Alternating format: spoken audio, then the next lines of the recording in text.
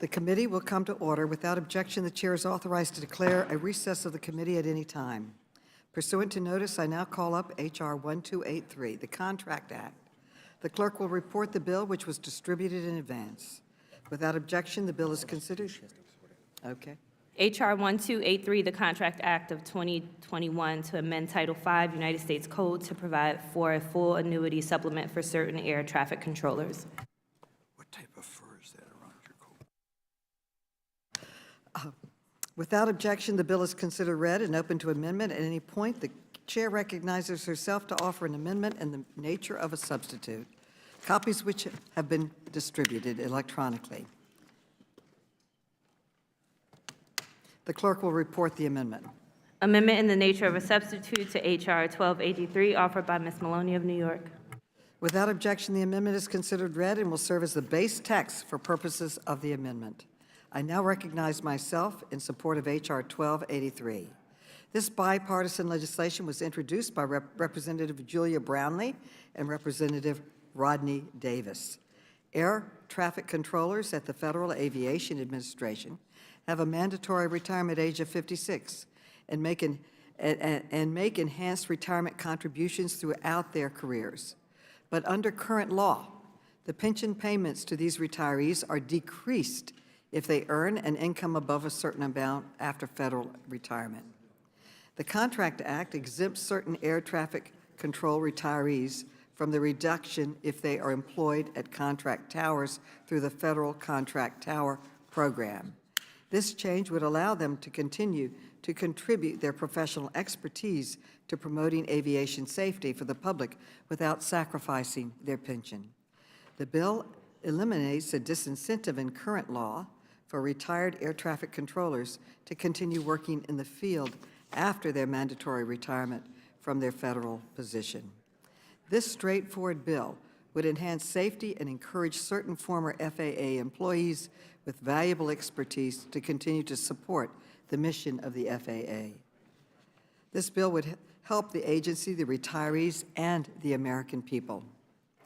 I commend Representative Brownlee and Davis, as well as Senators Inhofe, Murray, and Moran, who are the lead sponsors of the Senate Companion, for their work in putting forward this bipartisan measure. I encourage the members of this committee to join me in supporting it. Mr. Grossman, you're now recognized. Thank you. First of all, it's kind of a shame that in six weeks you'll no longer be our chair, and I'd just like to say if we couldn't have a Republican chairman, I'm glad we had you. Okay. Thank you. Thank you, Chairwoman Maloney. I support H.R. 1283, the Contract Act. Small and regional airports play a vital role in America's communities and in our economy. This coming holiday week, they will help family members and friends across America join their loved ones for Thanksgiving. Many of these airports participate in the Federal Aviation Administration's Contract Tower Program, under which the FAA contracts out the operation of control towers. There are 256 contract tower airports, 49% of all federal control towers. In 2018 alone, these towers serviced 15 million operations. But many of these airports face a problem. It's harder and harder for them to hire enough air traffic controllers. Part of the challenge is that it's difficult for them to hire federal controllers who are on FAA pensions. These retired controllers are perfectly able to fill the need. But if they go to work for private companies who operate towers under the Contract Tower Program, federal law automatically reduces their pension. As the result, they stay on the sidelines. And we're going to need more and more people over 56 to keep on working to keep our economy going. In any result, this bill fixes the problem, or helps fix the problem. It will help America's small and regional airports to hire controllers they need to provide Americans optimal service across our great nation. I urge my colleagues to support this bill and yield back. The gentleman yields back. Does any other member seek recognition? Madam Chair. Mr. Norman. Thank you, Madam Chair. I just wanted to also say that I feel like this is a great bill for air traffic controllers who are in a shortage now for all the pilots, and I think it's fair, and urge our members to support it. Yield back. Yields back. Mr. Franklin. Thank you, Madam Chair. I also am a strong supporter of this bill. As a career naval aviator and a general aviation pilot, I can tell you these air traffic controllers have saved my life on a number of occasions. And this is a problem that we have nationwide. In virtually every industry we talk to, there's a shortage of personnel. Some of that is COVID, some of it's baby boomers into the retirement phase. But this is a problem that air traffic controllers have been dealing with for years because of the mandatory retirement age at 56. Personally, I'd like to see that addressed because a lot of these people still have a lot of useful years that they can still apply their trade, and we need them. And it's a problem that's only getting worse.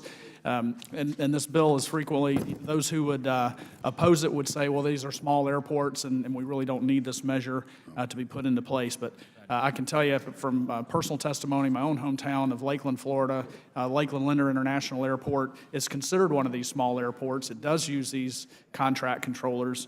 We also, at our airfield, have Amazon Air. It's a huge air hub.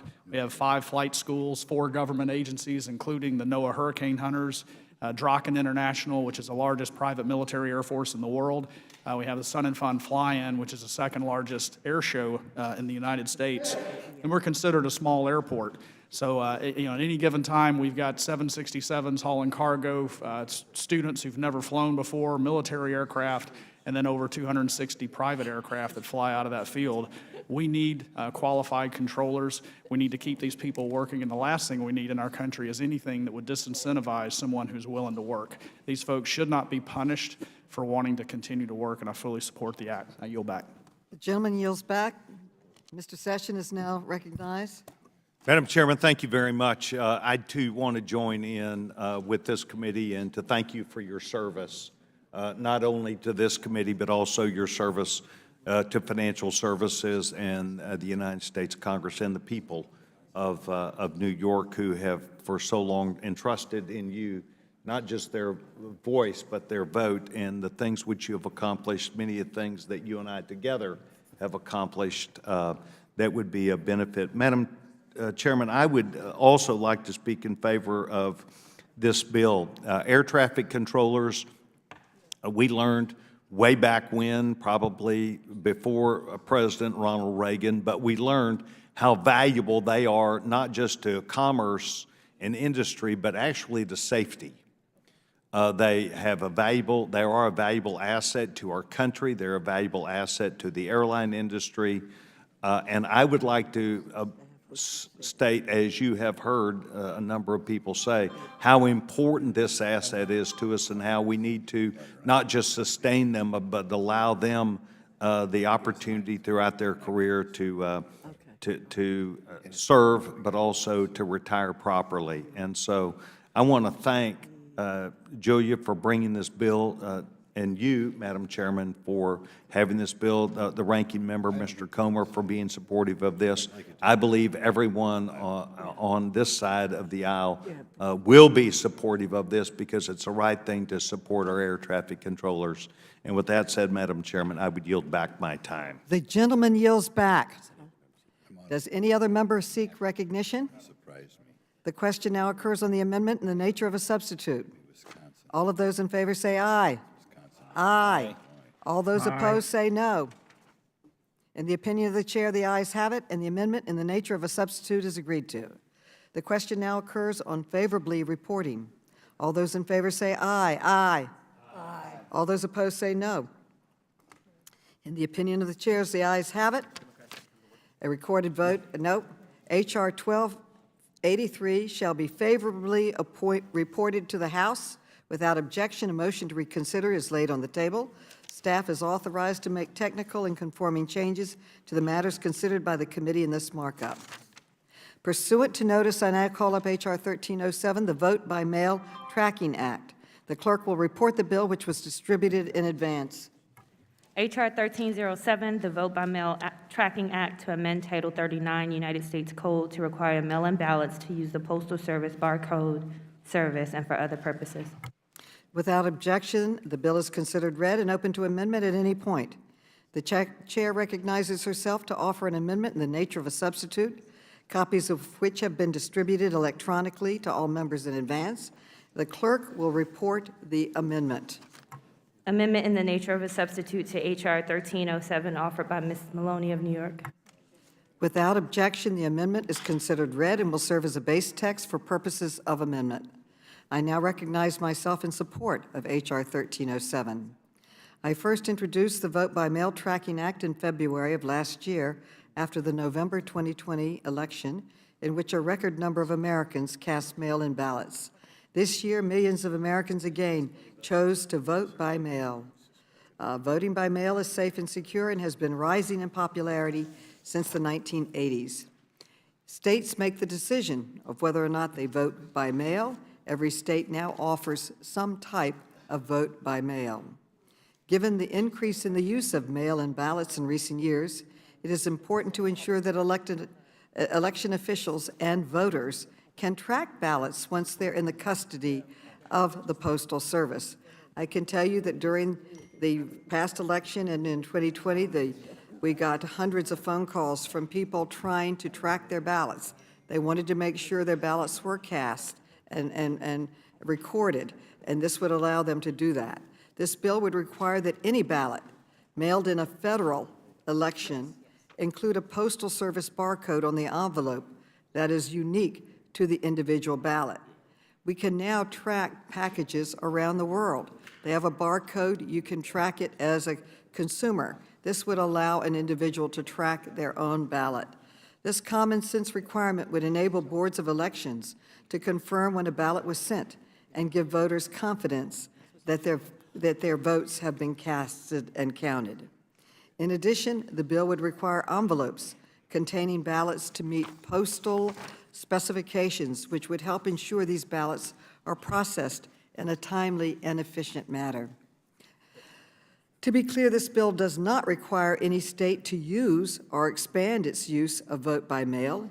It only focused on ensuring the trackability and efficient processing of a mail-in ballot that states, municipalities decide to use. Voting by mail is already safe and secure, and it's increasingly popular with Americans.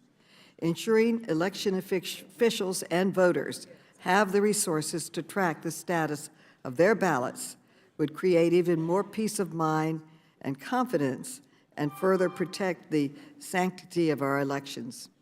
And requiring ballot mail to include specific identifiers will help ensure timely sorting and delivery. This is a common sense, good government bill that will help build confidence that our ballots are counted in a timely way.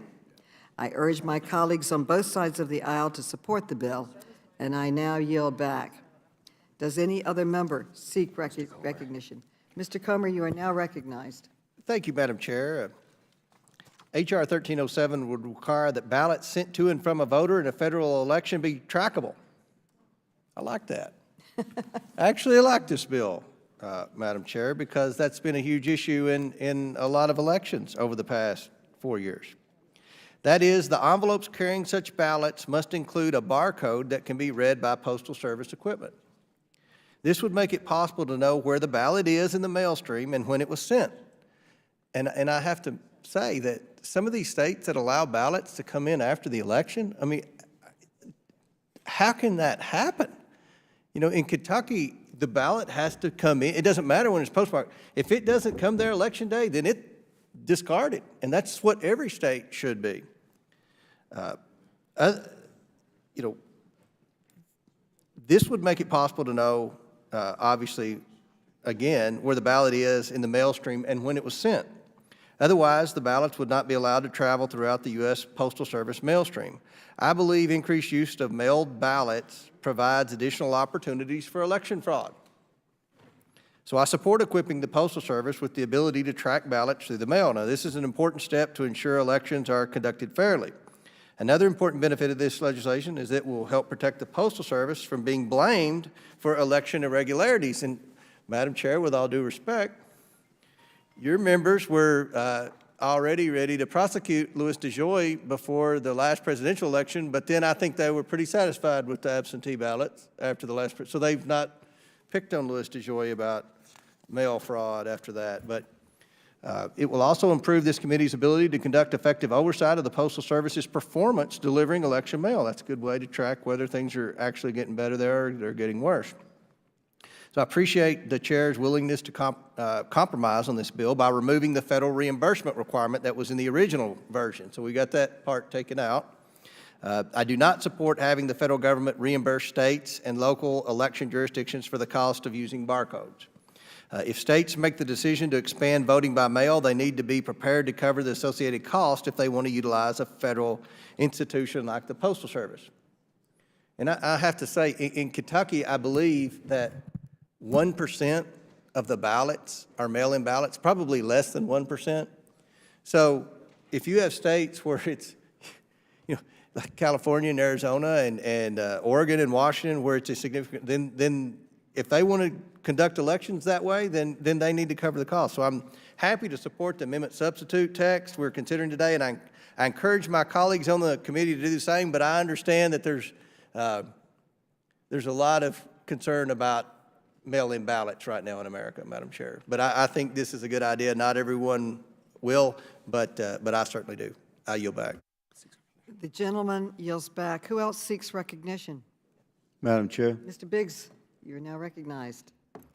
Thank you, Madam Chair. I appreciate the effort that's gone into this bill, because if you're going to do mail-in balloting, we certainly should be tracking those ballots.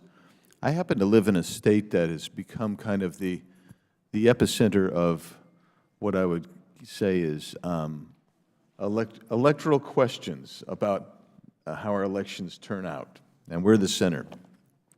And there is a strong movement and sentiment in my home state that part of our problem stems from 75 to 85% of our votes being cast by mail-in ballot. And this is good, but until you have some kind of voter identification attached to your mail-in ballot that's stronger than amateur handwriting experts assessing somebody's signature on the outside of an envelope, I think we're going to have a problem. So with all due respect, I think this is an honest effort, but I don't support mail-in ballots till we've cured some of the more intrinsic and foundational problems. So with that, Madam Chair, thank you, and I yield back. The gentleman yields back. Mr. Donaldson, you are now recognized. Thank you, Madam Chair. To be brief, members, this is actually a really good piece of legislation. Glad to see the work that's being done. We obviously know mail-in balloting is going to continue to be part of our staple here in American politics and American elections.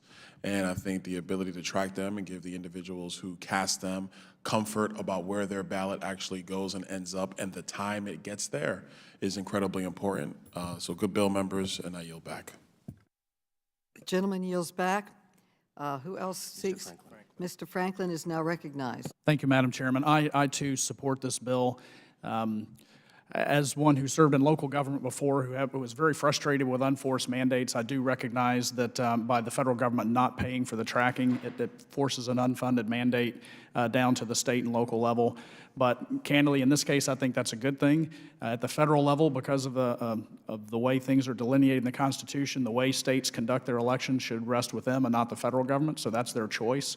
But for the states who've decided to send ballots out to every single person, whether they've asked for them or not, I think that's a state choice, and if they've chosen to do that, then they should bear the cost. So I support this, and I yield back. And yields back. Who else seeks recognition? Madam Chair. Mr. Higgins. Thank you, Madam Chair. I respectfully oppose this bill.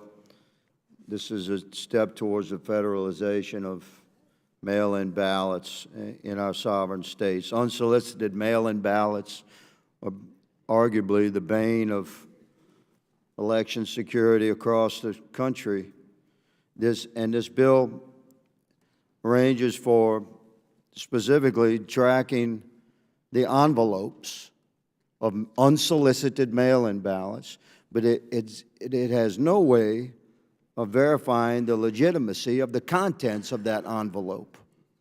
This provides a false sense of security across the country, telling our sovereign states to embrace the wide disbursement of unsolicited millions and millions of mail-in ballots that have not been requested by the voters in that sovereign state. I understand the emphasis behind the intention of the bill, but I respectfully oppose, and I ask my colleagues to support opposition of the bill. The gentleman yields back. Who else seeks recognition? The question now occurs on the amendment in the nature of a substitute. All those in favor say aye. Aye. All those opposed say no. No. In the opinion of the chair, the ayes have it, and the amendment in the nature of a substitute is agreed to. The question now occurs on favorably reporting H.R. 1307. All those in favor say aye. Aye. All those opposed say no. No. In the opinion of the chair, the ayes have it, and the bill is agreed to. Okay, a recorded vote has been requested. A recorded vote is so ordered, and pursuant to Clause 2 of Rule 11 and Committee Rule 5B, proceedings on the amendment are postponed. Pursuant to notice, I now call up Resolution 1412, a resolution of inquiry. The clerk will report the resolution, which was distributed in advance. H.Res. 1412 of inquiry directing the Secretary of the Treasury to transmit certain documents to the House of Representatives relating to the projected inflationary impact of the implementation of Infrastructure Investment of Jobs Act, the Build Back Better Act, and the Infrastructure of Jobs in conjunction with the Build Back Better Act. Without objection, the resolution is considered read and open to amendment at any point. The chair recognizes herself to offer an amendment in the nature of a substitute, copies of which have been distributed electronically to all members in advance. The clerk will report the amendment. Amendment in the nature of a substitute to H.Res. 1412, offered by Ms. Maloney of New York. Without objection, the amendment is considered read and will serve as a base text for purposes of amendment. And I recognize Ranking Member Comer to explain the resolution. Thank you, Madam Chair. This resolution of inquiry directs the Secretary of Treasury to send to the House of Representatives inflation impact analyses she possesses documenting the Biden administration's reckless and out-of-control spending. I absolutely support this resolution. Unfortunately, under the Biden administration, everyday Americans are struggling to afford groceries, rent, and energy in ways not experienced in decades. Thanksgiving will cost families about 20% more this year compared to last year. Throughout this Congress, as inflation continued to tick up month after month, Democrats spent more and more taxpayer dollars, trillions of dollars worth it. First, there was the alleged COVID relief slush fund they shoved through using reconciliation. That cost almost $2 trillion. And a lot of that COVID relief money is being used for just about everything but COVID relief. We warned against that when Democrats refused to put in any guardrails or strings attached. But don't worry, we're going to start doing a lot of oversight in January of how this money was spent and misspent. It's long overdue. Next, Democrats pushed through a giant infrastructure spending bill. Again, hundreds of billions of dollars being shelled out when the American people are suffering under the weight of inflation. They then passed the ironically named Inflation Reduction Act because it does not reduce inflation, but it does spend hundreds of billions more taxpayer dollars. And what's worse is the Democrats knew that all this spending would contribute to inflation. Liberal economists warned about it. Larry Summers warned multiple times starting in February 2021 that President Biden's spending was dangerous to the economy. And even congressional Democrats knew their spending was harming the economy. Representative Jim Clyburn recently admitted that they knew government spending for these alleged recovery programs would drive up prices. What an astounding admission. And sadly, there are no signs that inflation is receding, nor are there signs that the economy is recovering. Quite the opposite. That is why we need to pass this resolution of inquiry. By passing it, we will learn what the Biden administration knew and likely chose to ignore about the dangerous impact its spending packages would have on the American economy. I urge the chairwoman and our Democrat committee colleagues to join committee Republicans in supporting a sensible inquiry into how America has gotten into this mess. This is the House Oversight Committee, and this resolution represents a responsible step in conducting actual oversight over this administration's policy decisions. I yield back. The gentleman yields back. I now recognize myself. Inflation is a real issue facing American families, and they deserve real solutions. Unfortunately, instead of working across the aisle with the Biden administration to address the high prices faced by American households, this Republican resolution tries to turn inflation into a political sideshow. This resolution would demand that the Treasury Department turn over internal documents about two pieces of legislation. One, the Infrastructure Investment and Jobs Act, was a major bipartisan success that will reduce inflation. The other, the Build Back Better Act, was never signed into law and therefore had no impact on inflation. So passing this resolution would waste a lot of people's time, but it would not help a single American pay their bills or put food on the table. The truth is the Biden administration has taken historic steps to strengthen the economy and combat the high prices caused by Putin's illegal war and global supply chain disruptions. The President's historic Infrastructure Investment and Jobs Act will not only repair our nation's crumbling roads, bridges, and rails, it will also reduce inflationary pressures and put more money into the pockets of American taxpayers. You don't have to take my word for it. Conservative economists Douglas Holtz-Eakins and Michael Strain explained that the infrastructure law would, quote, boost the supply side of the economy, reducing inflationary pressures, end quote. Mark Zandi of Moody's Analytics stated that the bipartisan law and other key elements of President Biden's economic agenda, quote, do not add to inflation pressures as the policies help to lift long-term economic growth via stronger productivity and labor force growth, and thus take the edge off of inflation. Even our Republican Senate colleagues agree that the law will help reduce inflation. Senator Rob Portman, a former director of the White House Office of Management and Budget, stated that by investing in ports, rail, roads, and bridges, the new law, quote, will help the supply side, and that's why economists say this bill is counter-inflationary.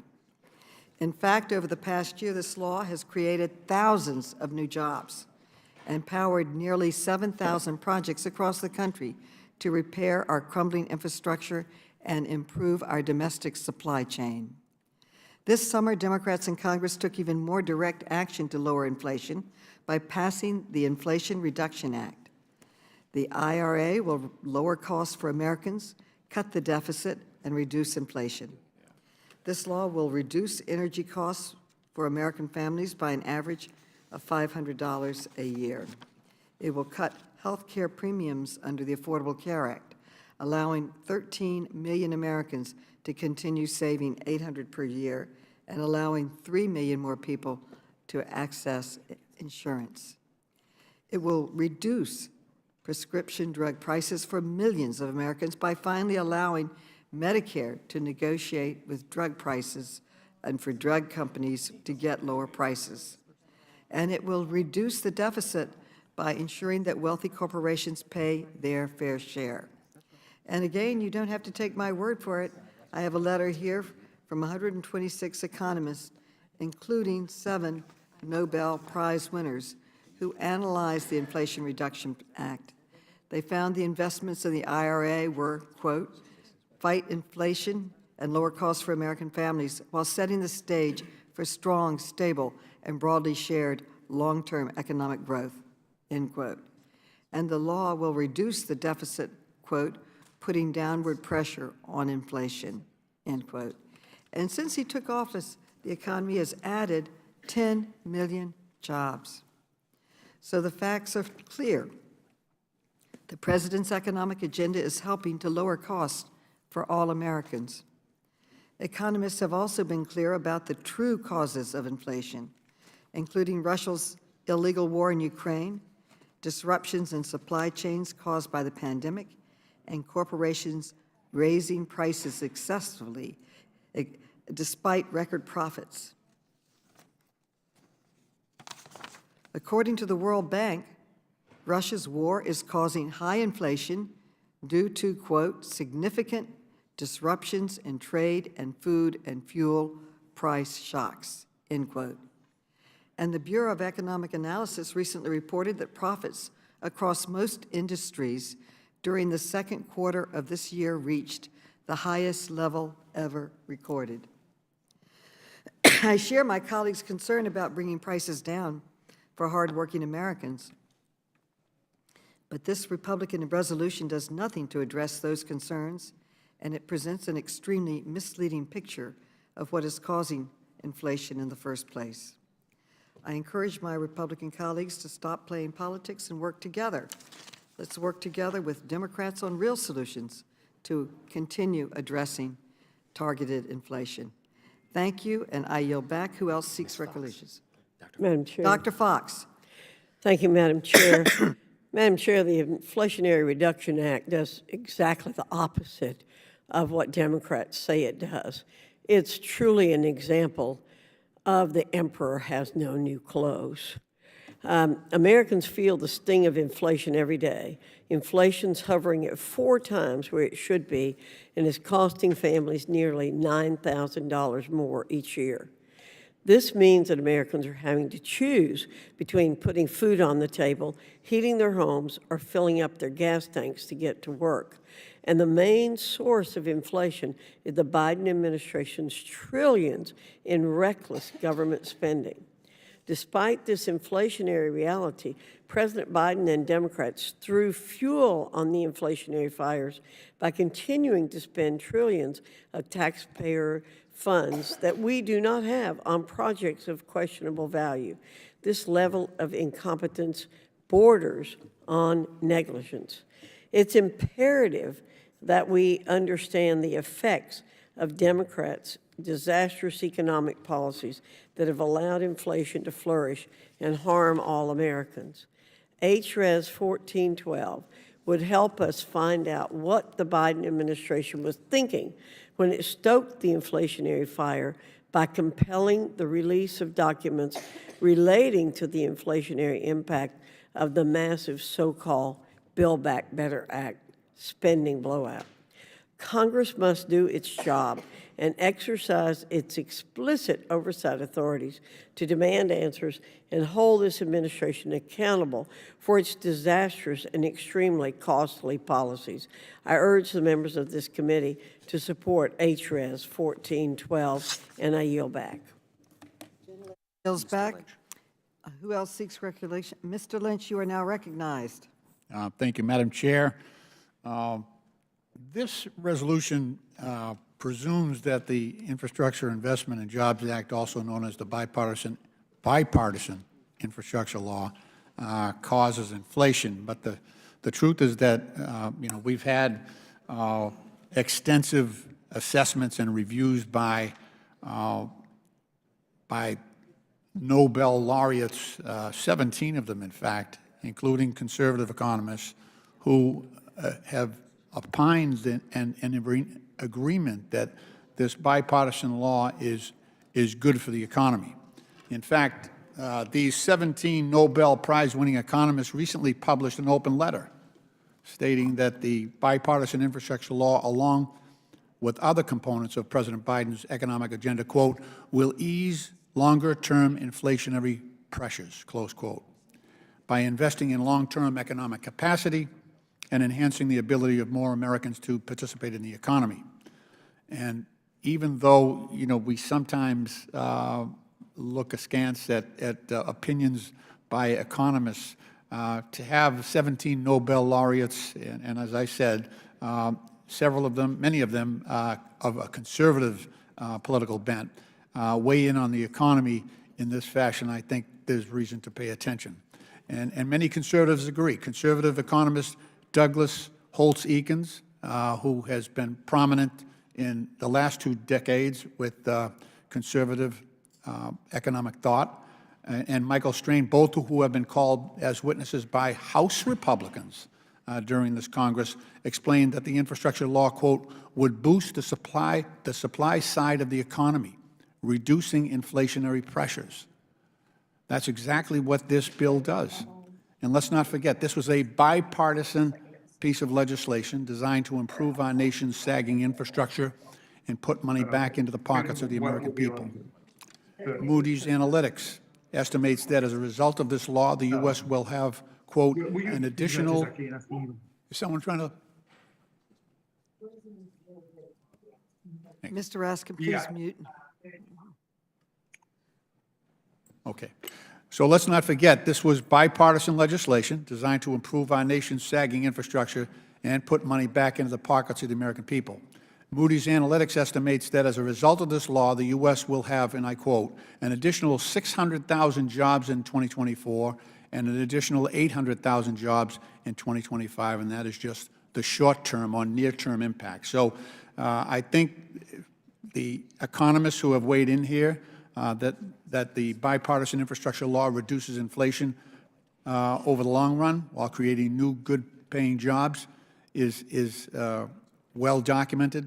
And today's resolution is merely, I think, a sideshow, and I urge my colleagues to report it unfavorably. Thank you, and I yield back. Madam Chair? Recognition? Okay, Mr. Higgins. Mr. Gibbs? Oh, Mr. Higgins, I'm sorry. It was Mr. Higgins. Okay. Thank you, Madam Chair. Why would my Democrat colleagues want to suppress documents that are part of their own executive branch leadership? Why would members of the Oversight Committee want to suppress availability of documents to be made available to the members of this committee from the Secretary of the Treasury, referencing impact analysis of the impact of bills like the American Rescue Plan Act, the Infrastructure and Jobs Act, the CHIPS Act of 2022, and the Inflation Reduction Act?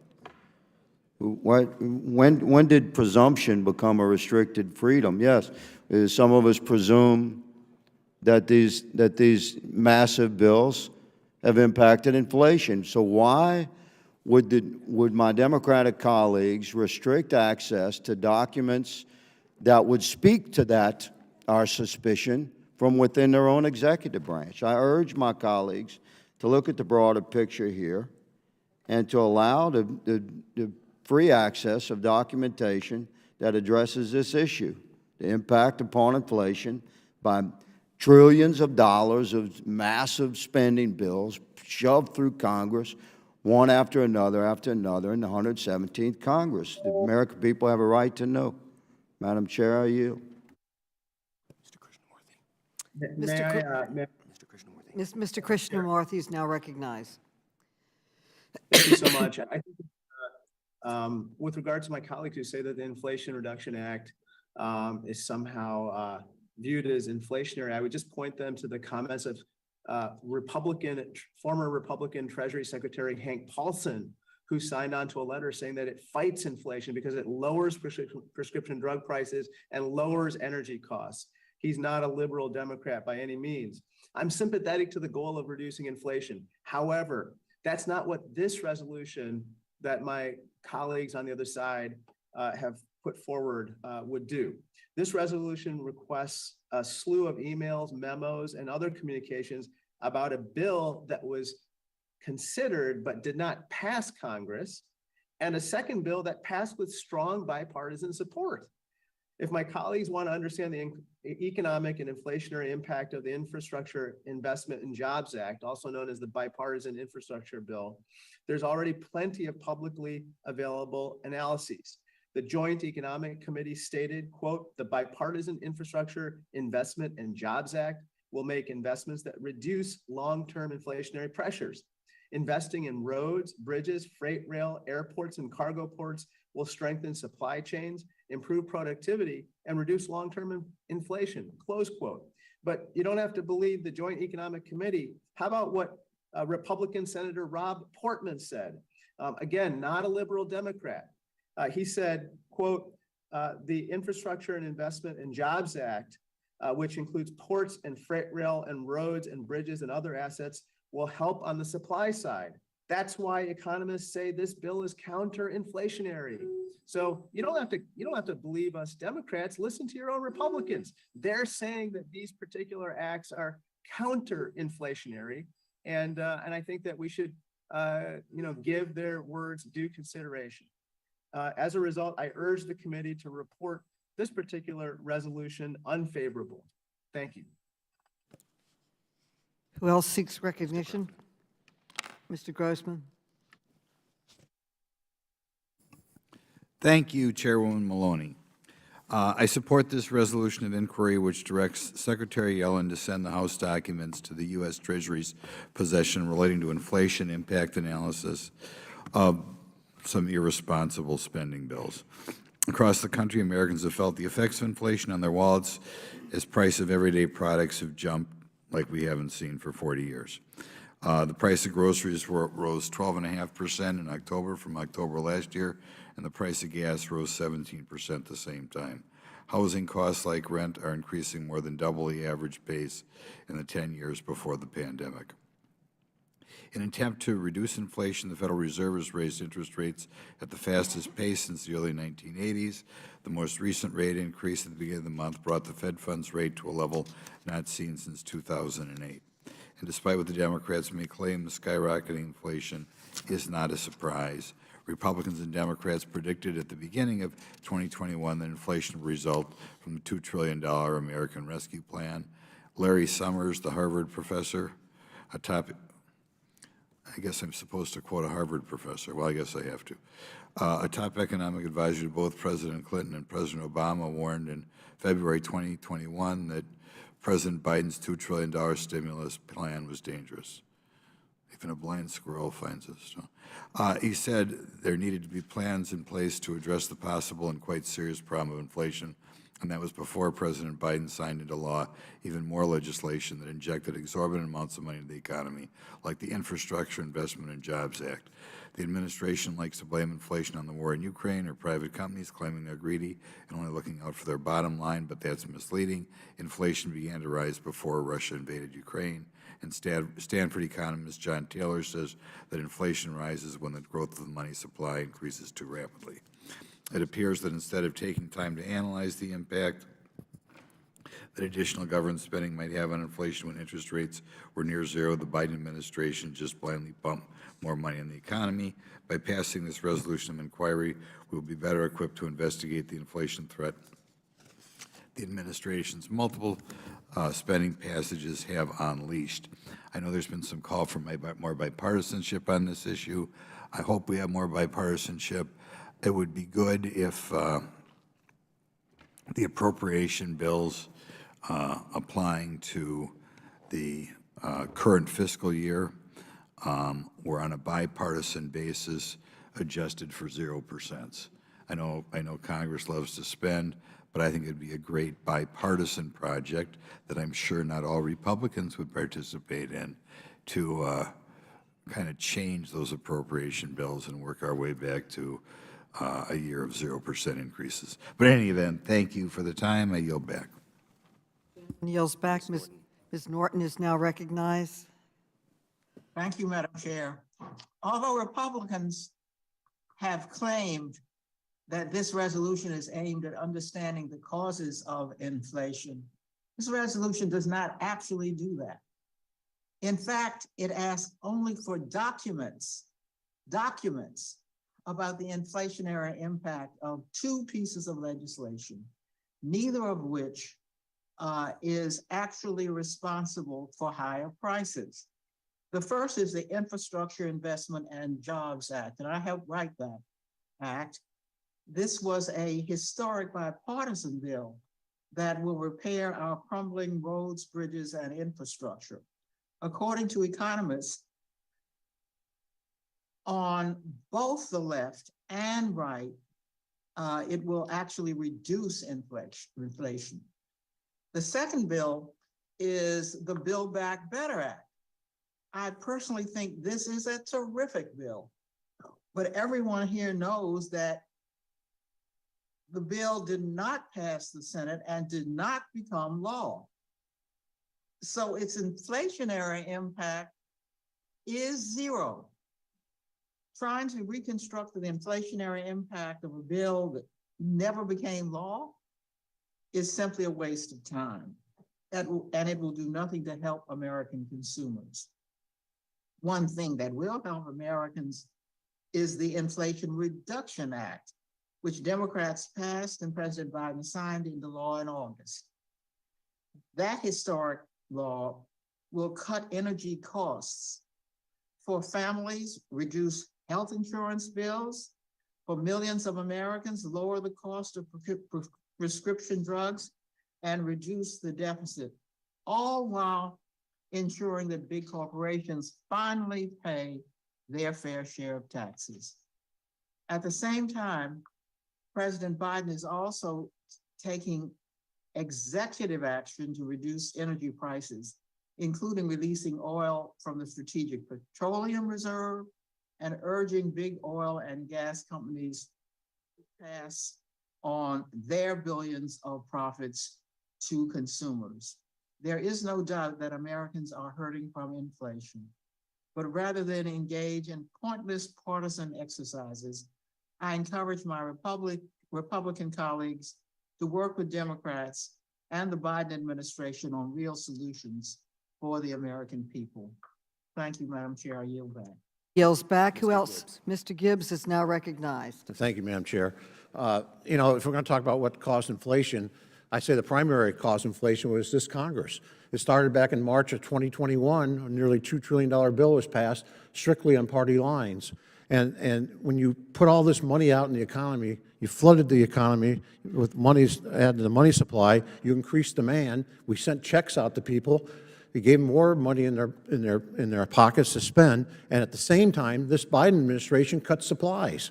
And so and especially in the energy sector, that actually drove up more inflation because you restricted the energy, you added cost of transportation of goods and services, you added cost to produce food, and all across the economy. And so this Congress did the worst thing possible. They increased demand by flooding the economy and consumers with additional cash, and then cut the supply chain of the supplies. So you had a classic example of inflation because you've got too many dollars chasing too few goods and services. The answer to this is increase the supply side economics, and that would bring inflation down immediately. And the way you do that right off the bat is get the energy sector going, and you'd see a huge turnaround. Because you remember, before March 2021, we almost had zero inflation, and not this 8% inflation. And that's how we get this back. And if any accountability on a bill like the Infrastructure Investment Act, which I think about 20% actually for roads or bridges, accountability, like my good friend here from Louisiana said, we should welcome that accountability. Just making a lot of sense. But if you want to get this inflation under control, let's increase the supplies, and that will bring down prices. And you don't fix inflation by sending checks out to people and say, we're cutting your cost of goods and services. You're not cutting their costs. All you're doing is increasing prices and limiting the supply even more. So let's do some supply side economics and encourage our energy sector and other sectors of our economy to produce more and get our work force back in the place where it needs to be. And the comment about 10 million new jobs created, that was really just bringing back the jobs we lost pre-COVID. You know, these jobs have come back. It's just getting us back to where we were in 2019. We haven't really created a lot of new jobs. We're just bringing jobs back, and we haven't brought enough people back yet. And that's hurting the supply chain. So that's the way to do it, is get the prices of goods and services down, not just get the cost down by giving people money in their pockets so they can spend more and increase the demand for goods and services. That increases more inflation. I yield back. The gentleman yields back. Mr. Clyde is now recognized. Thank you, Madam Chairwoman. I support my colleague Congressman Kerry's resolution of inquiry. It is important that we understand exactly what the Department of Treasury knew regarding the impacts of reckless spending packages, including the Infrastructure Investment and Jobs Act and the Build Back Better Act. Americans have been struggling as they deal with record high inflation. Let me be clear. The record high inflation we are now living with is because of Democrats' reckless spending bills like the Investment and Jobs Act, the Build Back Better Act, as well as the American Rescue Plan. And I might remind our good chairwoman that the Build Back Better Act, or Build Back Better Light, was incorporated into the Inflation Reduction Act, and better known as the Paycheck Reduction Act. Democrats have time and time again blamed, quote, corporate greed for inflation. However, even Treasury Secretary Janet Yellen refused to blame inflation on corporate greed when testifying before the Senate Finance Committee earlier this year. You know, and if you really believe that these bills that I just talked about did not impact inflation, then let the documents prove it. Support this resolution of inquiry, and let the documents show that bear what you say, that it does not impact inflation. But I don't think that's what the documents are going to show. They're going to show that it does, that they did impact inflation. Democrats, including the Biden administration, need to stop gaslighting the American public and take responsibility for their actions that have skyrocketed inflation to the highest that we have seen in 40 years. I'm grateful for Congressman Kerry's resolution, and I urge my colleagues to favorably report it. Thank you, and I yield back. Okay. Mr. Turner is now recognized. Turner. Thank you, Madam Chairwoman. I support this resolution of inquiry, which would provide this body and the public with valuable insight on the inflationary impact of the administration's agenda. This resolution is especially timely as we head into the holiday season. Parents will pay more for Christmas gifts on top of their heightened grocery bills, utility bills, and gas bills. According to the Joint Economic Committee, inflation in Kansas has increased daily costs by 13.9%, with a monthly impact of $735 per month. Food inflation costs Kansans $110 more per month on average. According to recent data from the American Farm Bureau, Thanksgiving dinner will cost Americans 20% more than last year. Shelter inflation is up by $73 per month, and Kansans are paying more to heat their houses because energy inflation is costing them $153 more per month. Right now, 1 in 3 Kansans will tell you that their families are falling behind financially, and real average hourly earnings decreased 2.8% from October of 2021 to now. Rather than taking responsibility for their role in rising costs, this administration has repeatedly been tone-deaf in their response, going so far as to host a party to celebrate the passage of the Inflation Reduction Act on the same day inflation numbers broke records. This resolution is an opportunity to have an open and honest conversation about the policies that caused our record inflation so that we can hold those responsible accountable for their actions and, most importantly, prevent such policies in the future. Madam Chair, thank you, and I yield back. Leaks recognition? Mr. Fallon. Mr. Fallon. Thank you, Madam Chair. You know, I think we should talk about maybe a little Economics 101. When you print more money, goods and services will eventually cost more. And I support this resolution of inquiry, which directs Secretary Yellen to send House documents in the U.S. Treasury's possession related to inflation and impact the analysis that the Biden administration's reckless spending has caused. And you look at January of 22, because someone said that the Russian war is causing high inflation. That was the root cause. That's been said repeatedly, not only in this room, but across the country by our friends on the left. Problem with that is reality. In January of 2022, inflation was already at 7.5%, which was a 30-year high. That was a month before Putin launched his invasion into the Ukraine. And in that month of January 2022, I think it's instructive to look at, just for the month, fuel was up 9.5% for the month. Annualized, that would have been 114%. Energy at 2.9, annualized that to 35%. And used cars were up 1.1%, which would have annualized at 13. That's rather high inflation. And now we look at what the American people are dealing with. Food right now costs 12.5% more than it did last year. And then staples like flour up 25%, chicken up 14.5%, eggs 43%, airfare 43%, and you can go on and on. And I think it's also worth noting that the American Rescue Plan, which was passed in March of 21, for 19 months in a row since that has passed into law, wages have not kept pace with inflation. So we spent a whole lot of money, and we didn't get any rescuing, and we didn't get any relief, and we didn't get any reduction at all. So these were flowered and nicely named, but they did the exact opposite of what they claimed to be, and that, unfortunately, is just the facts. Thank you, Madam Chair. I yield back. Ms. Harold is now recognized. Ms. Harold. Thank you, Madam Chair. I absolutely support the resolution, and I actually think we should add even a few more bills and resolutions to it, since we now have 10 trillion of additional new spending and new debt added to this budget since this administration took office, and that's 3.4 trillion added to debt, 6.5 trillion added in new mandatory spending. In July of 2021, the president told the American people that price hikes we were experiencing would be temporary. However, 16 months later, inflation remains at historic levels.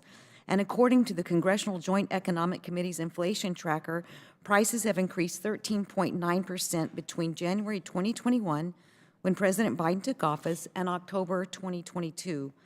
That 13.9% increase cost the average American household $753 in the month of October alone. We cannot afford this.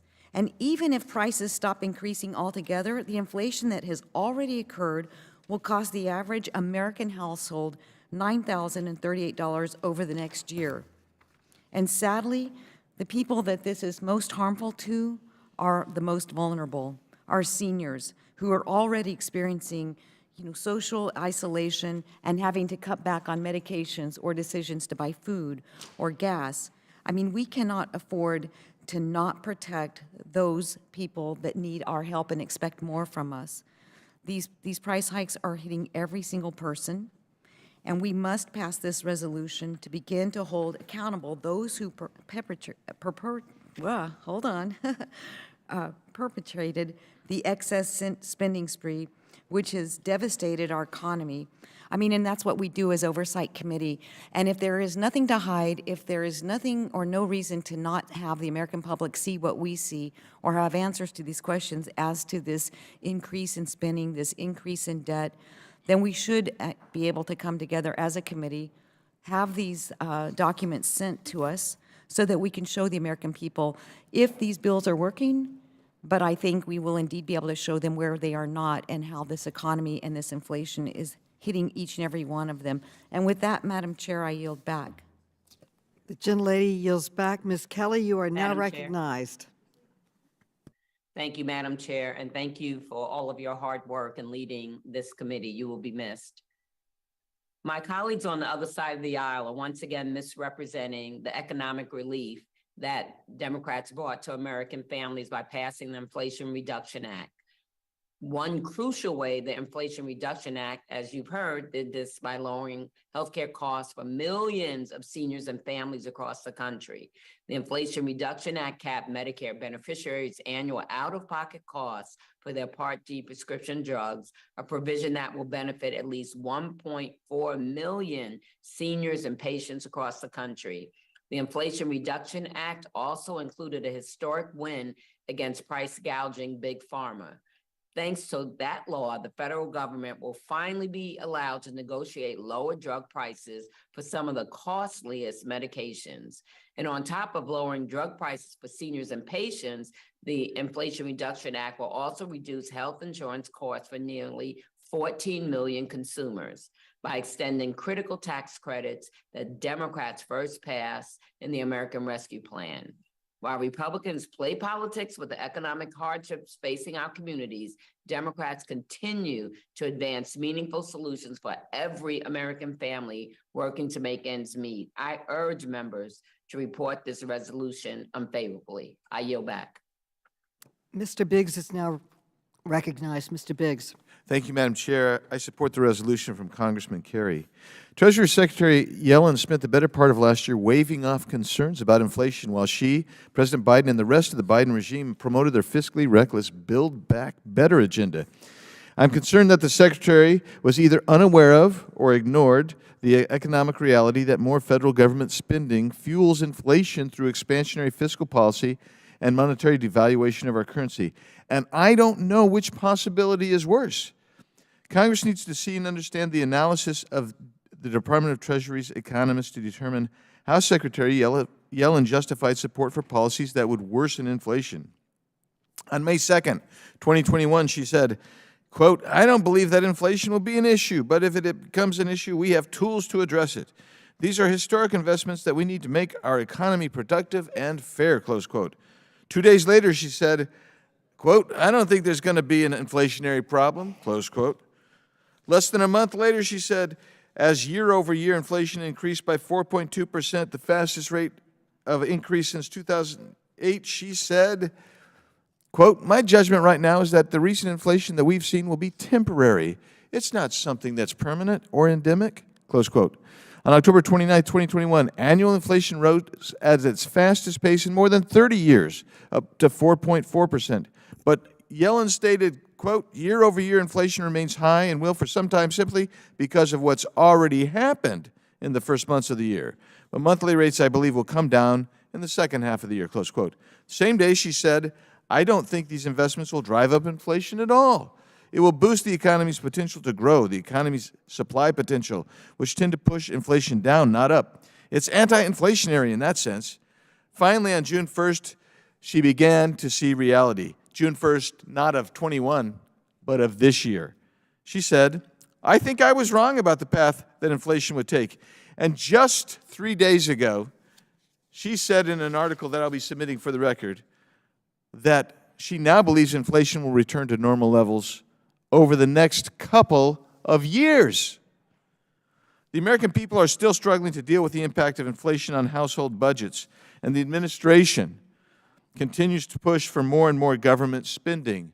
That's their solution, either that or to tax already high oil and gas extraction, development, and searches for it. This resolution of inquiry would provide Congress with necessary information on how the Treasury Department is analyzing and justifying policies that are detrimental to the American people. And here's one that I think is so critical. I get a kick when I hear my colleagues across the aisle saying, Republicans just won't work with us. They won't work with Democrats on inflation issues. And yet Democrats have controlled the House, the Senate, and the White House for the last 2 years when they've ginned up all of the conditions to give us this inflationary period that we are in and will, as Secretary Yellen is now predicting, be in for the next couple of years. I also thought it was instructive when on June 29th of this year, the Federal Reserve Chairman, Jay Powell, stated, quote, we don't really understand how, excuse me, this is messed up here. This is wrong. What he basically said was this: we don't fully understand inflation yet. That's what he said. That's the Federal Reserve Chair. And yet in 101, Econ 101, I think we're all taught that when you devalue your currency, that is the standard definition. If you look in any economics textbook, the standard classical definition of inflation is the devaluation of your currency. That's what it is. And we've done that. And that's what we've done by putting almost $6 trillion of excess dollars into the economy. Well, Madam Chair, I have a few seconds left, and I wanted to say one thing before you go. I've enjoyed being in this committee with you as the chair. I'll enjoy it better with Mr. Comer as chair, but I have enjoyed it with you as chair because you've always been fair in recognizing and giving time. Thank you. Mr. Donald is now recognized. Thank you, Madam Chair.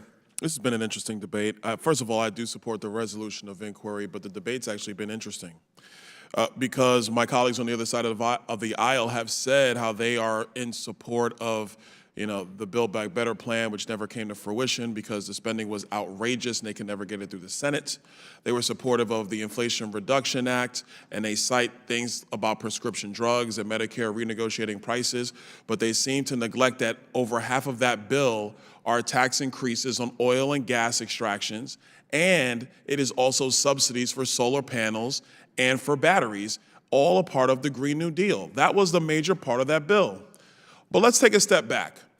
Even if it is your position that those bills are helping with inflation in the United States, which, by the way, they are not. They are actually exacerbating the problem. And in the part about the American Rescue Plan created the problem. But even if it is your belief that those legislations, those spending bills have helped the American people, then what's the problem with seeing the inflationary impact reports from Treasury. This is the Oversight Committee.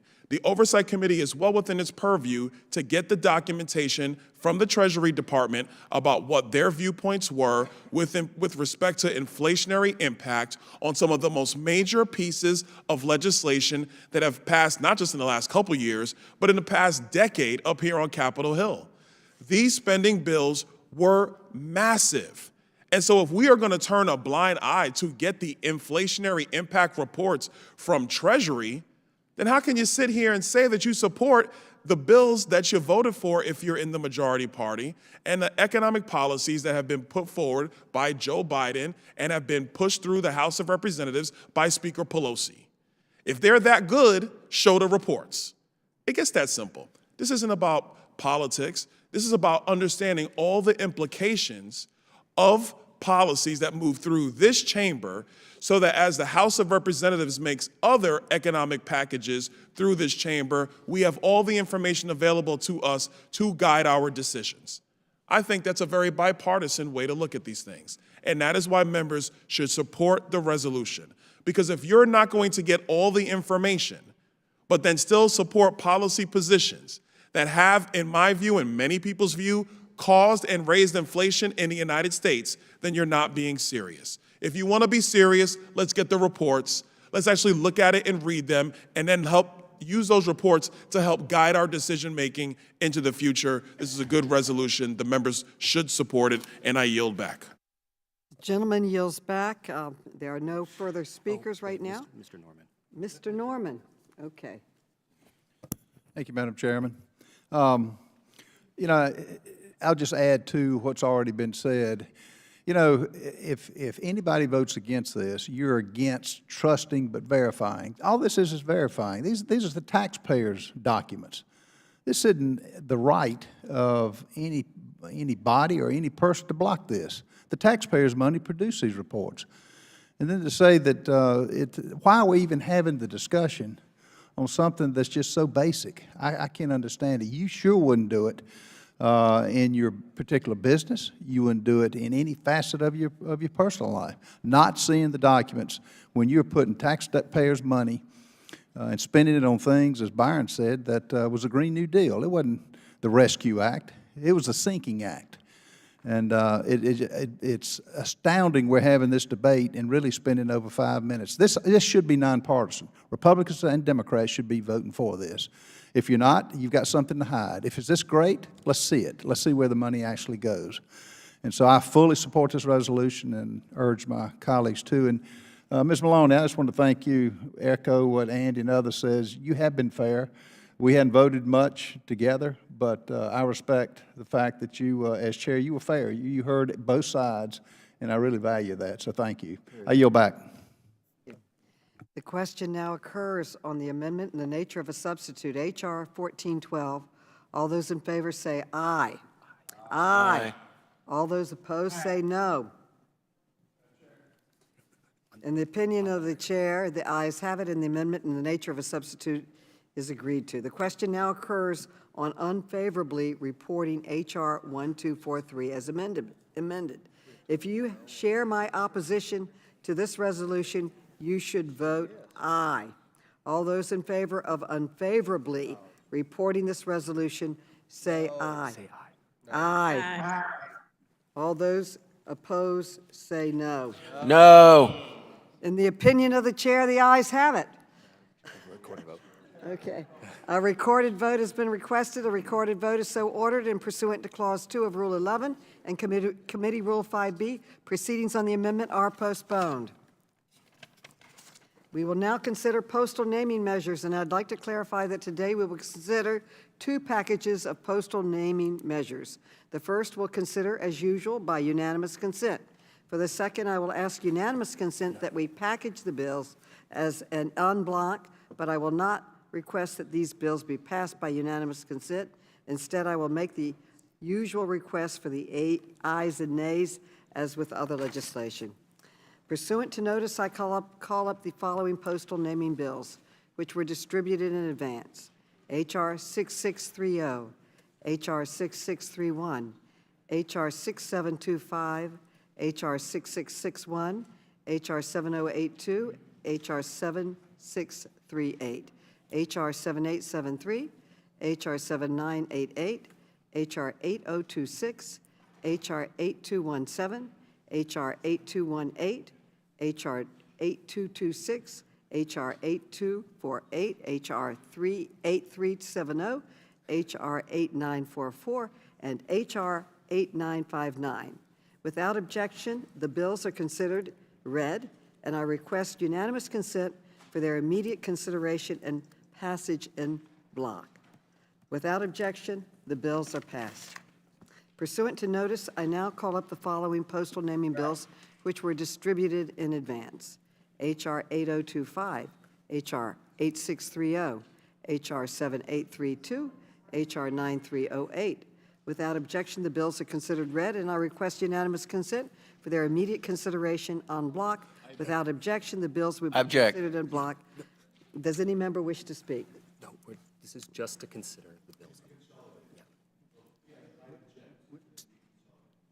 We split them, didn't we? No, We split.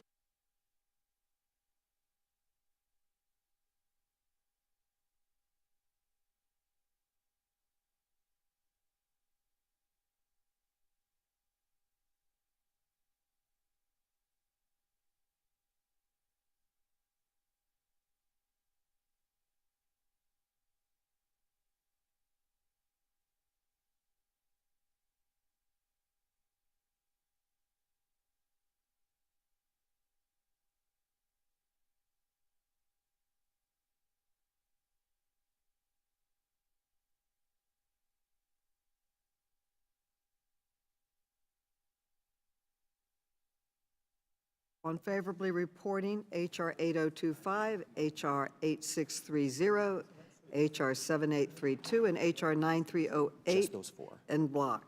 All those Just those. in favor of favorably reporting the en bloc say aye. Say aye. Aye. All those opposed say no. No. In the opinion of the chair, the ayes have it.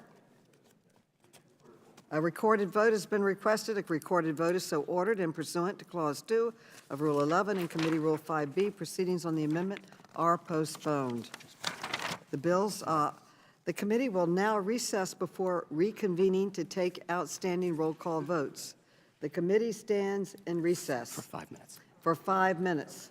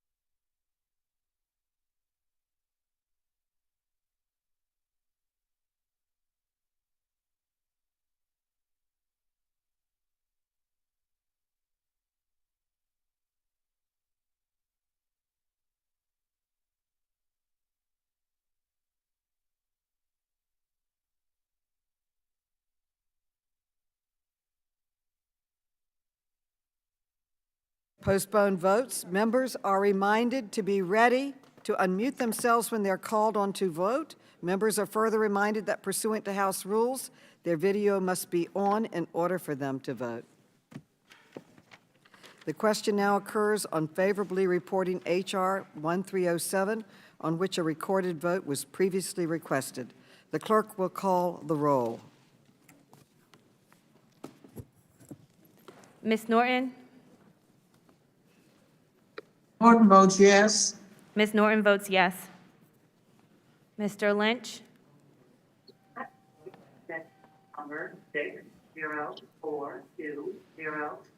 Mr. Cooper? Cooper votes aye. Mr. Cooper votes yes. Mr. Connolly? Aye. Mr. Connolly votes yes. Mr. Krishnamurthy? Aye. Mr. Krishnamurthy votes yes. Mr. Raskin? Aye. Mr. Raskin votes yes. Mr. Khanna?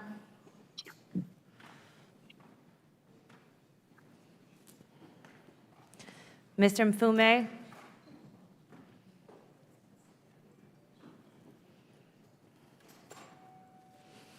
Ms. Ocasio-Cortez? Are you talking? It will be, yes. Ms. Tlaib? Ms. Tlaib votes yes. Ms. Porter?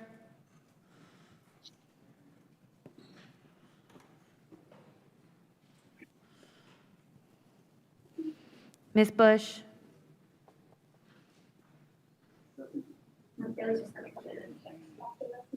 Ms. Bush?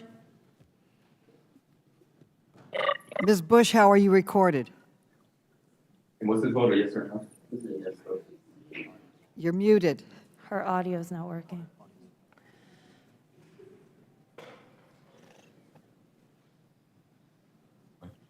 Yeah, I want her word.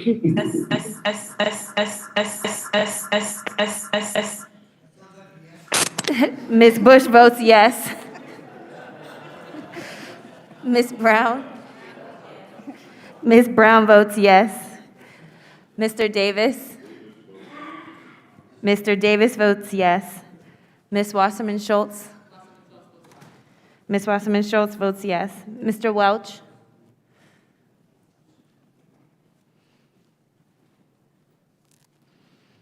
Mr. Johnson?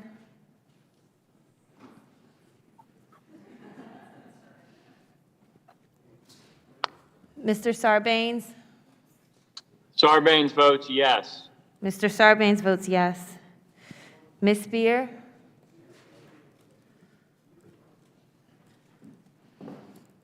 Ms. Kelly? Kelly votes aye. Ms. Kelly votes yes. Ms. Lawrence? Yes. Ms. Lawrence votes yes. Mr. Desanye?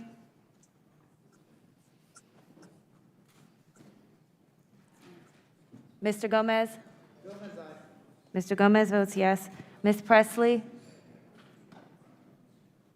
Presley votes yes. Ms. Presley votes yes. Mr. Comer? Mr. Comer votes yes. Mr. Jordan? Ms. Fox? Ms. Fox votes yes. Mr. Heiss? Heiss votes yes. Mr. Heiss votes yes. Mr. Grothman? Mr. Grothman votes yes. Mr. Cloud?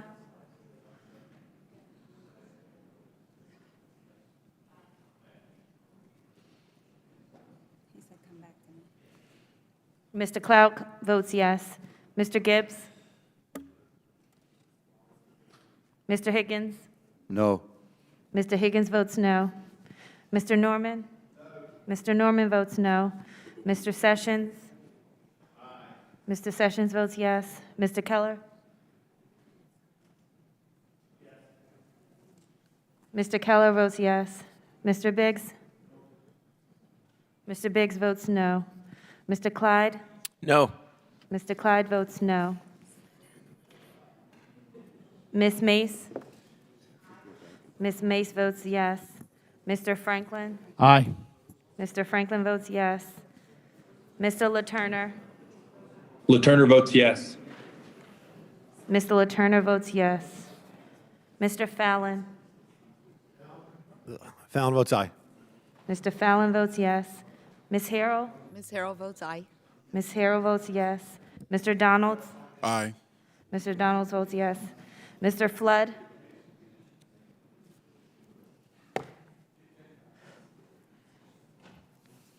Chair Maloney? Maloney votes aye. Ms. Maloney votes yes. Madam Chair, this is Representative Porter. How am I recorded? Ms. Porter, you are not recorded. Porter votes yes. Ms. Porter votes yes. How is Mrs. Ocasio-Cortez recorded? Ms. Ocasio-Cortez is not recorded. She's not. Okay. Is there any member who has not voted? Yeah, how's Gibbs recorded? Ms. Ocasio-Cortez? Mr. Gibbs, you are not recorded. Gibbs votes How no. is Ocasio-Cortez recorded? Mr. Gibbs votes no. Ms. Ocasio-Cortez is not recorded. Yes. Ms. Ocasio-Cortez votes yes. Madam Chair, how am I recorded? Ms. Spear is not recorded. Spear, aye. Ms. Spear votes yes. How is Krishnamurthy recorded? Mr. Krishnamurthy, you're recorded as a yes.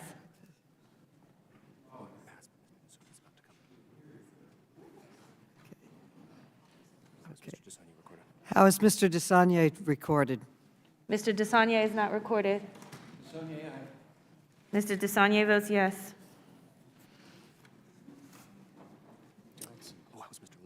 How is Mr. Lynch recorded? Mr. Lynch is not recorded. Yes. Mr. Lynch, Ms. Lynch votes yes. Is there any member who has not voted? Is there any member wishing to change his or her vote? The clerk will report the tally when ready.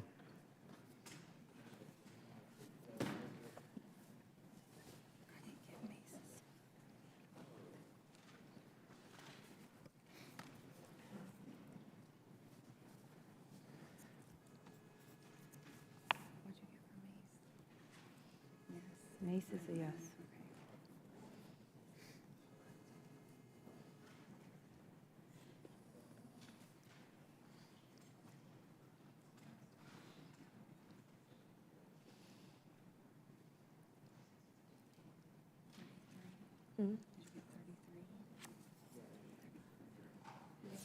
On this vote, we have 34 yeas and 5 nays. H.R. 1307 will favorably be reported to the House without objection. A motion to reconsider is laid on the table. Staff is authorized to make technical and conforming changes to the matters considered by the committee in this markup. The question now occurs on unfavorably reporting H.R. 1412 as amended, on which a recorded vote was previously requested. If you share my opposition to this resolution, you should vote aye. The clerk will call the roll. Ms. Norton? Norton votes aye. Ms. Norton votes aye. Mr. Lynch? Mr. Lynch votes aye. Mr. Cooper? Cooper votes aye. Mr. Cooper votes aye. Mr. Connolly? Aye. Mr. Connolly votes aye. Mr. Krishnamurthy? Aye. Mr. Krishnamurthy votes aye. Mr. Raskin? Aye. Mr. Raskin votes aye. Mr. Khanna? Mr. Mfume? Ms. Ocasio-Cortez? Ms. Tlaib? Ms. Tlaib votes aye. Ms. Porter? Aye. Ms. Porter votes aye. Ms. Bush?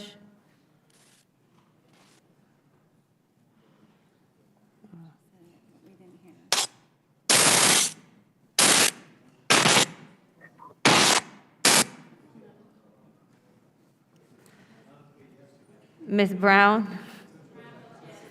Ms. Brown votes aye. Mr. Davis? Mr. Davis votes aye. Ms. Wasserman Schultz? Ms. Wasserman Schultz votes aye. Mr. Welch? Mr. Johnson? Mr. Sarbanes? Sarbanes votes aye. Mr. Sarbanes votes aye. Ms. Spear?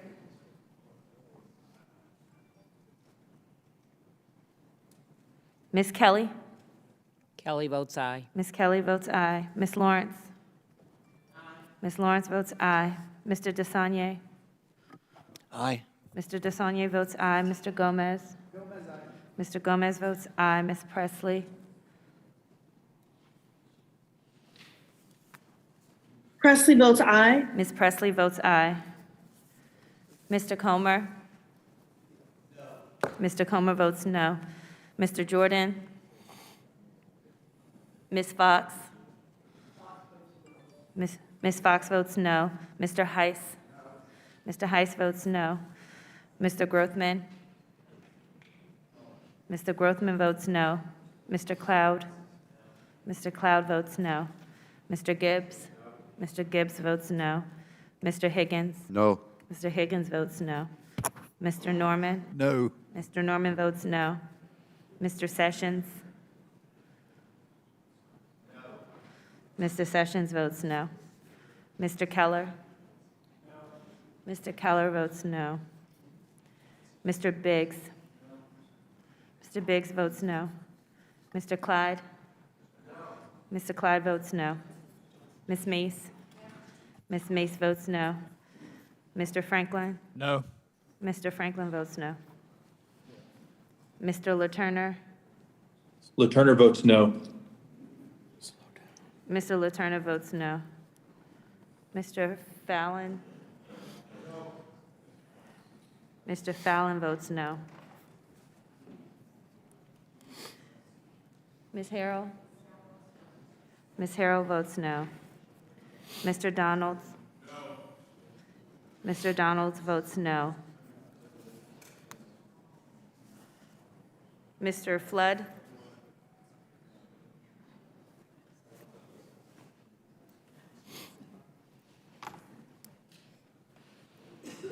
Chair Maloney? Is there, I vote aye. Maloney votes aye. How's Ms. Spear recorded? Ms. Spear is not recorded. Spear votes aye. Ms. Spear votes aye. Chairwoman, how's Ms. Bush recorded? Ms. Bush, you are not recorded. Bush votes aye. Ms. Bush votes aye.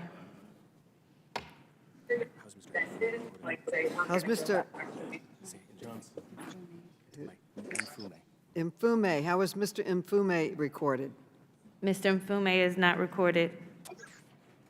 Mr. Mfume votes aye. Mr. Mfume votes aye. How is Mr. Johnson recorded? Mr. Johnson is not recorded. Mr. Johnson, you're muted. Can you unmute?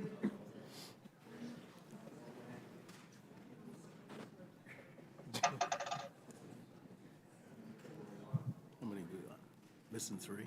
Yeah. 4. Is there any member who has not voted?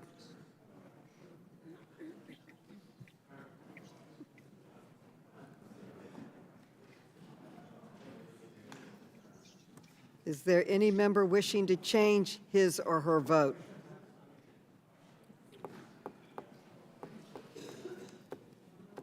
The clerk will report the tally when ready.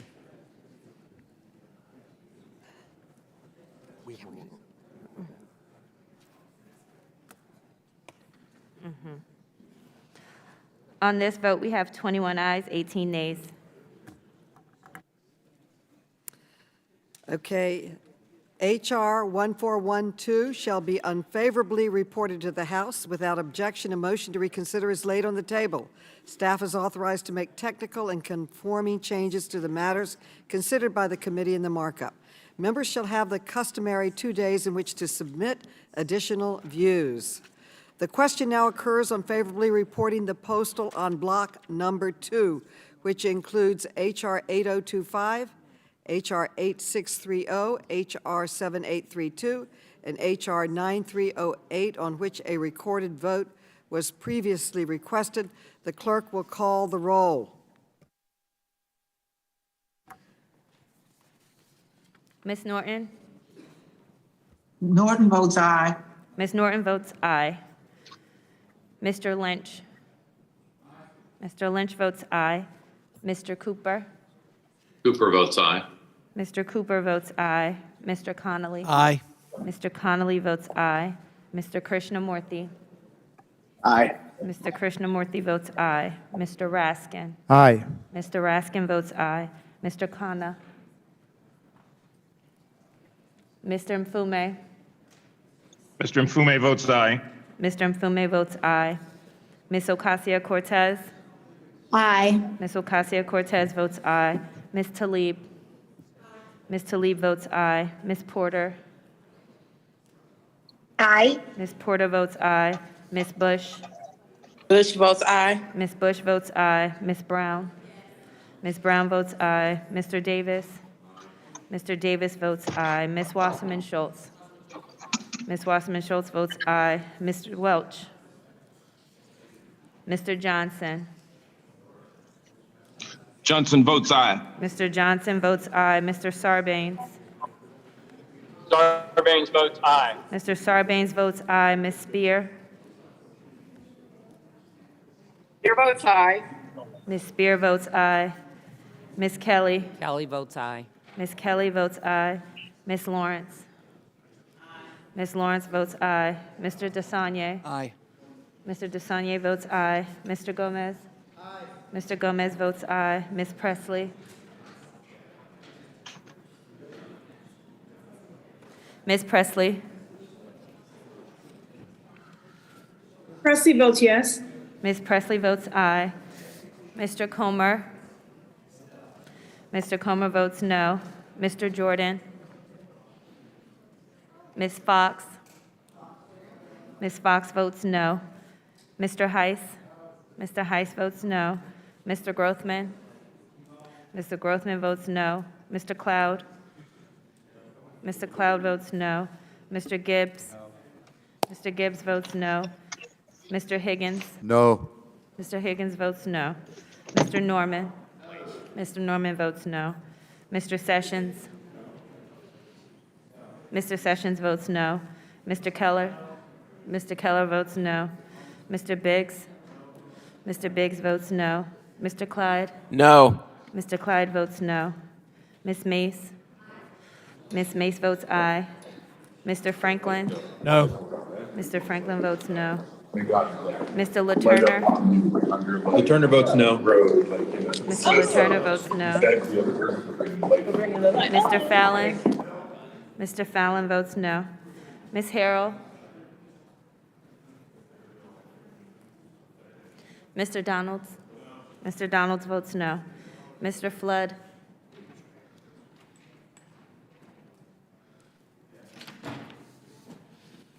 Chair Maloney?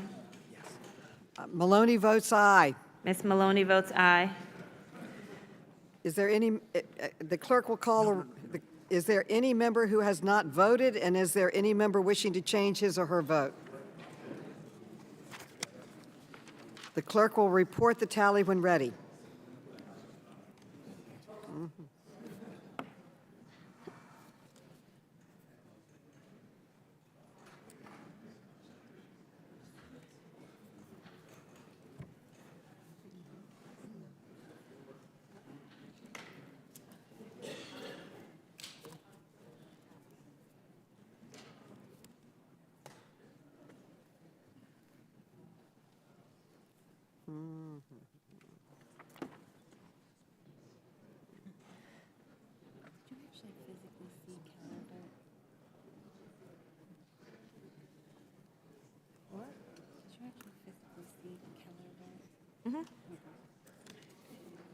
He's right there. On this vote, we have 24 ayes and 16 nays.